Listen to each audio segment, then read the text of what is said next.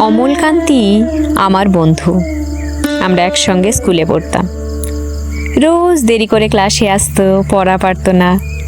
শব্দরূপ জিজ্ঞেস করলে এমন অবাক হয়ে জানালার দিকে তাকিয়ে থাকতো, দেখে ভারী কষ্ট হতো আমাদের। আমরা কেউ মাস্টার হতে চেয়েছিলাম, কেউ ডাক্তার, কেউ উকিল। অমলকান্তি সেসব কিছু হতে চায়নি। সে রোদ্দুর হতে চেয়েছিল।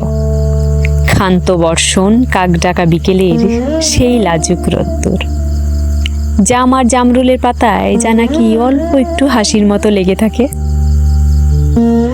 আমরা কেউ মাস্টার হয়েছি, কেউ ডাক্তার, কেউ উকিল।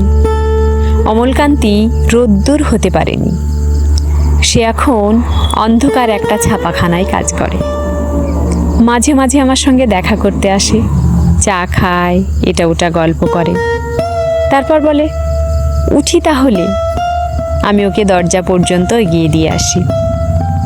আমাদের মধ্যে যে এখন মাস্টারি করে, অনায়াসে সে ডাক্তার হতে পারত। আবার যে ডাক্তারি করে, উকিল হলে তার এমন কিছু ক্ষতি হতো না। অথচ আমাদের সকলেরই ইচ্ছে পূরণ হলো এক অমলকান্তি ছাড়া। অমলকান্তি রোদ্দুর হতে পারেনি।